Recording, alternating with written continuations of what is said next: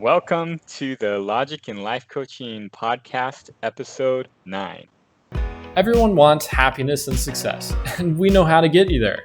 Come listen to the Leadership Society of Arizona as we teach a proven logic to help you simplify life, overcome challenges, and predict the future. You're listening to the Logic and Life Coaching Podcast. Welcome to the Logic and Life Coaching Podcast. My name is Chuck Solanas. I'm here with a very special guest. It's Dr. Jacob Kashiwagi. Woo. This was a big surprise, but I'm very happy to be here, Chuck. Very great. Yep. I think all of our guests are thrilled. So today we've got a really great question. It's about stress, and a lot of people are stressed worldwide for a variety of reasons. A lot of people are stressed out about school, about work, about personal relationships, regrets, a lot of different things. And so these cause a lot of people stress. And these activities supposedly cause a lot of people stress. I would like to hear your opinion on the matter. What do you think causes stress, and how can you eliminate stress? Okay, well, this topic of stress, we probably could have a podcast designated just to stress. But if I'm going to make this simple, stress is always caused by one thing and one thing only. It is an inaccurate observation of reality. Meaning when you're looking at life, you're not seeing something accurately. And that will cause you stress every time. Now, this could be that you're looking at life and you think that the future is going to be a certain way because of it. And a lot of times that causes people stress. As a student, I know if you fail a test, you get really stressed out. Why? It's not because necessarily the failed test per se. It's because you're worried about your future. You know, if you just failed your test, but you knew your future was going to be amazing, then you wouldn't stress at all. Then be no problem. Okay, we just move on. If you didn't do well on a couple of assignments, but you knew you were going to get an A in the class and everything would be great afterwards, and you'd understand the material, then hey, you wouldn't stress at all. But what you're looking at is you're fearing about the future. You think in your mind the outcome's going to be a certain way, but in reality, what I'm proposing is you don't even know. You're just looking at life inaccurately. You're looking at this saying, I failed a test, I'm going to fail life, or I'm going to fail this class, or all these bad things will happen. And I would propose that's not necessarily an accurate view. A lot of times I find stress is caused because of an inaccurate expectation of ourselves or others. You feel like you need to be doing better. So you stress about why you're not doing so well. You stress about how you're going to do better. And then when you don't do better, you stress even more, right? And that's a lot of times in life, a lot of it deals with what we feel we're supposed to be doing, how good we feel we should be. And when that doesn't align with reality, then we're like, oh no, everything's falling apart. I'm not going to make it. And in reality, that's totally incorrect. You're still alive. You're still doing good. You still look good, Chuck. Wow, thank you. So worried before. Okay, well, that's really good to know. A lot of people get these inaccurate idea of what's going to happen in the future because of certain actions or what they did. And so I know that I've had a lot of stress over past mistakes that I've made. I had a lot of stress because I didn't ask a girl out when I was in high school. And a lot of people were upset with me because they knew that I liked the girl, but I didn't want to ask her out. And so I've had a lot of stress or regret thinking, well, I should have asked them out. I should have asked that girl out. I don't know why I didn't. And it made it seem like the rest of my life I always had to think of what if, Yes. In fact, you probably had a lot of stress thinking of how you're going to ask the girl out, even though you didn't even ask her out, right? Mm. And then you had a lot of stress afterwards that you didn't ask her out. And what I propose is that when you have a lot of stress in doing something, it means either one, that you shouldn't do it in the first place. So you shouldn't, trying to push yourself to do is causing the stress, when if you just said, oh yeah, maybe this is something I don't have to do, you'd be relieved of a lot of that stress. But also, it could be that you should do the action, but maybe you should have a different expectation of how the action will be done, or how you should go about doing the action, or whatever it might be. If you realize that the stress is coming because your expectation or what you're thinking is a little off, then that's something that will help you to be able to bring it down. That makes a lot of sense. A lot of times we think that we should do something, but we're not really sure how to do it, or if we're indecisive on whether or not we should do the action in general, it makes it so it's very difficult for us to pull the trigger and just go with something, Yes. rather than just thinking over and over about it. Yes, stress is a natural reaction of the human body and just of people. That when something is not exactly going right, you stress out.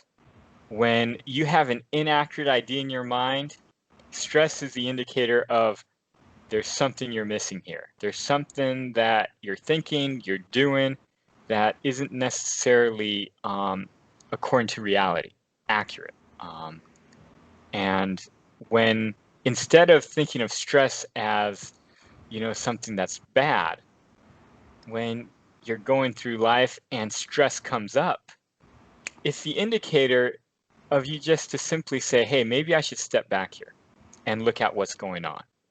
Maybe I should, look at what I'm perceiving, and maybe there's something I should be taking in here. Maybe there's something I should be doing a little bit differently. If there's a decision that you have to make and you're stressing about the decision, well, maybe there's something you're missing. No decision has to be made at any given time, right? Life will naturally force you to do something if you don't make a decision, which is just fine. So if you don't know, you got to make a decision to go down a path and you don't know which way to go, I always tell people to do what? Don't make a decision. Don't make a decision. Do what you want. It's always Oh, going to be the right way. Now, here's the thing, is if you don't know what you want, then you can just stay right there. You don't have to move forward if you don't know which way you want to move forward in. You can just stay right there. And life will naturally move you in the right direction. well, what if it's like a once in a lifetime opportunity, Dr. Jacob? Everyone always believes that they're in the once in a lifetime opportunity, and they never are. Hmm. Life tells you what you should be doing. And so when you're in that once in a lifetime opportunity, you will know, because you will know exactly what you should do and you'll do it. Hmm. And you won't stress about it at all. You'll move right down that path, right? Well, I mean, if it's a really great sale and we're not sure if we should spend the money on it, that, I mean, come on, it could be a once in a lifetime opportunity, Okay, but it could be something. let me ask you a question, Chuck. All right. You're looking at this item and it's like really on sale. Do you want the item? Yeah. Do you have money to buy the item? Yeah. Then buy the item. But it's a lot of money. Yeah, it's true. And you might in the future find out you shouldn't have bought the item. Hmm. But at that time, then you'll figure out, yeah, I made a mistake. And in the future, you won't make that mistake again. Okay. So making the decision and just going with your wants, what Nice. what you feel is the right thing to do. You just make that decision and you can figure out if it was a mistake or not later. Yes, and everyone's going to make mistakes. That's the thing. But the mistakes identify who you are. You had to do it because it's how you learned. Now, you could be the person who's looking at this expensive item and in your mind, you realize, no, I shouldn't buy this item. So you don't. And you realize you didn't need it. So you didn't make the mistake. But in reality, it was a mistake you didn't need because you already learned the lesson. If you do it and you learn from it, then you needed that experience to learn. So either way is a great thing. Say you're looking at this item now and you want it so bad, but it's stressing you out. What is that telling you, Chuck? Maybe I'm not seeing all the information. Yeah, maybe the stress is telling you don't buy the item. And then you won't stress as much. Yeah. I actually have to, because I'm a big penny pincher, I actually have a really hard time going to the mall or anywhere with my wife if shopping is involved. I just I can't do it. I'll let her pick whatever she wants because I give the judgmental looks. I'm like, do we really need that? And that gets her stressed, and then she wants to buy more. So if she just goes on her own and she buys whatever, and then I'm like, all right, well, we already have it, and it's done, then I'm less stressed. But I find that when I'm in that situation, I get stressed. I feel like we're going to spend all our money, and I get this anxiety. Now let's look at this from another angle now. Why are you getting stressed?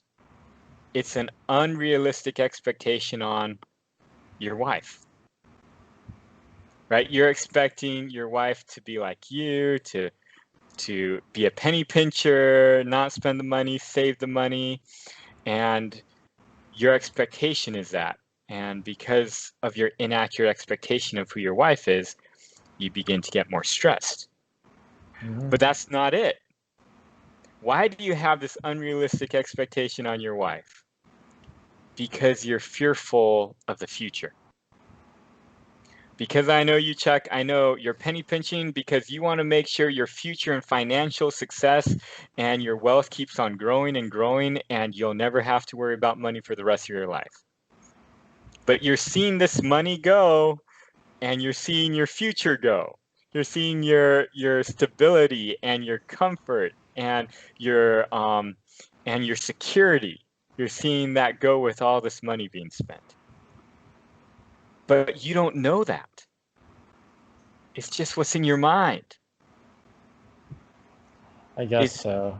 it's an inaccurate perception of reality. Okay. So how do But I change that? this is hard to change because you can't just tell yourself my vision of the future is inaccurate, so I should not worry about spending all of my monies and letting my wife spend all my monies. It's that you just can't say that. Or you can't tell yourself, I'm stressed, so that means I shouldn't be buying this object, you know? Or it's a very tough thing to accept who you are and accept reality as well. And so I have some amazing steps to be able to decrease your stress and be like happy forever.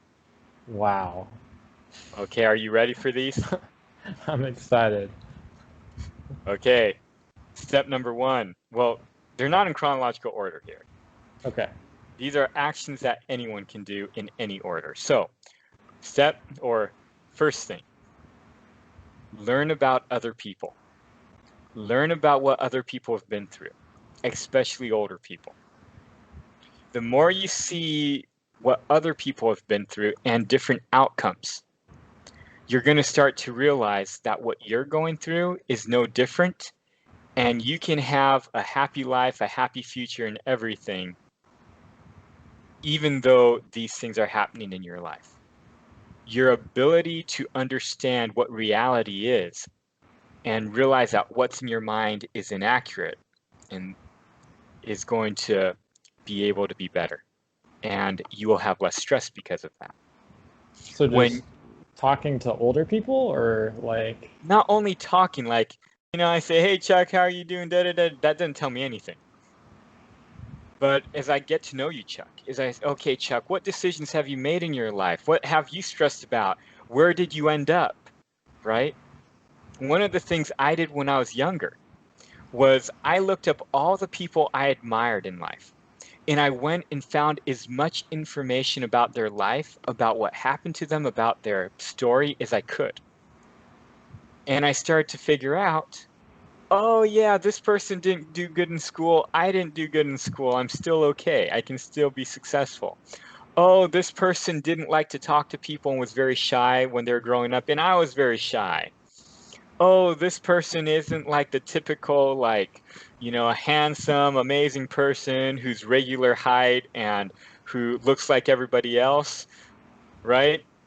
This person was just like me. I can still be successful, which was a short, like under 5 foot Japanese student who weighed less than 100 pounds and wasn't very intelligent at anything, walking around a high school campus, right? And I'm thinking, man, how am I going to survive? How am I going to find someone to marry and all this stuff when I'm just like this weirdo, well, especially when you break your arm playing football. That is true. By the way, nobody should be playing tackle football if they weigh less than 100 pounds with high school football players. Unless you're the punter. That's a lesson learned. But anyway, and by the way, I was stressing about that, and I did break my arm. I shouldn't have been playing. But anyway, as you learn about different people, and they're just like you start not to stress as much about your life. As you realize that other people got what you wanted, and their stories are similar, and you see they had the same type of attributes. You see reality. You see, oh yeah, you still can be successful. You can still do what you want. So first, learn about other people, and not just talking, but actually find their stories. Find out what they've been through. Okay? Second is document and track things.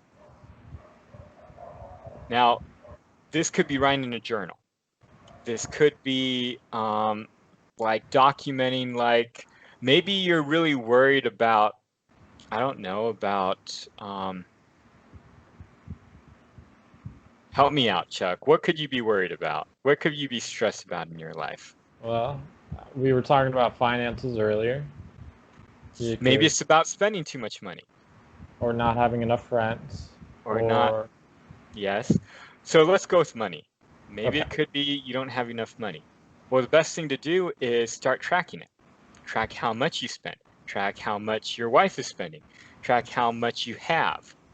As you track, you will be less stressed, but it will tell you what you need to do.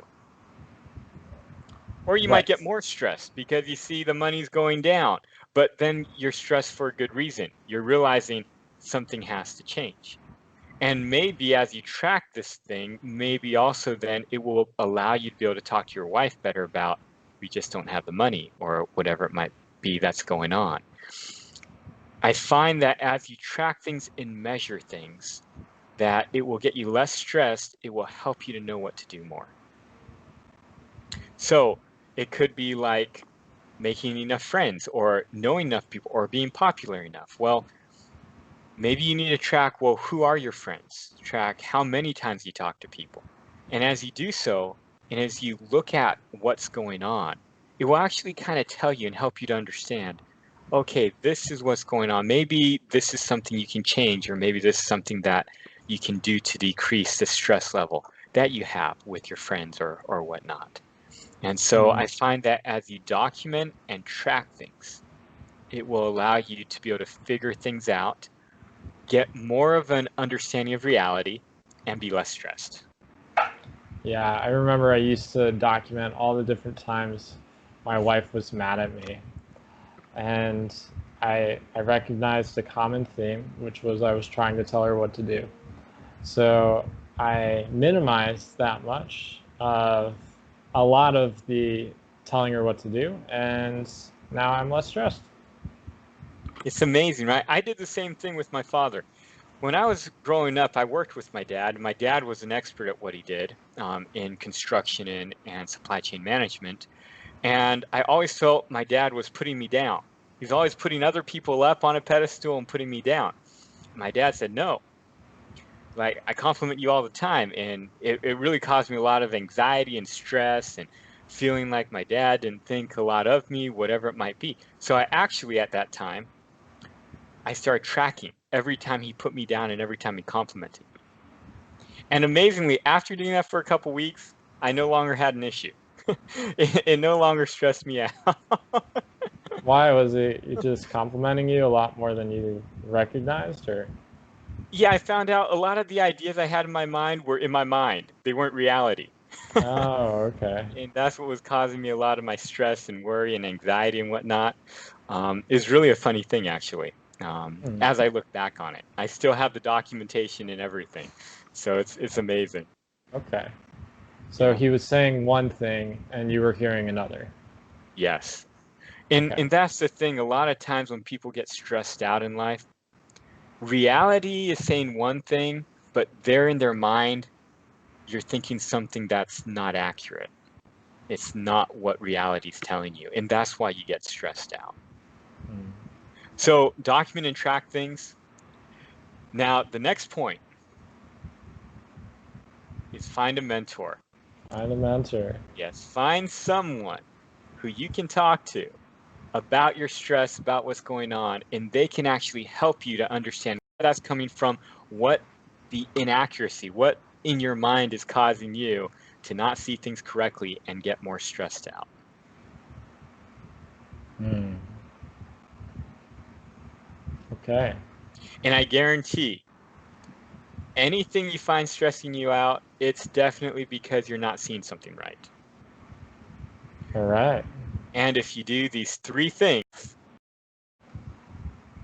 not guaranteeing you have no stress, but it will go down, which is learn about other people's lives, document and track things in your own life that's causing you stress.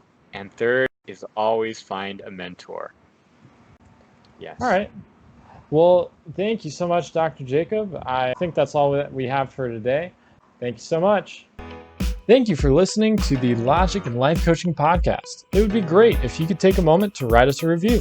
For any questions, comments, or topics that you would like to have addressed on the show, email the team at leadaz.org.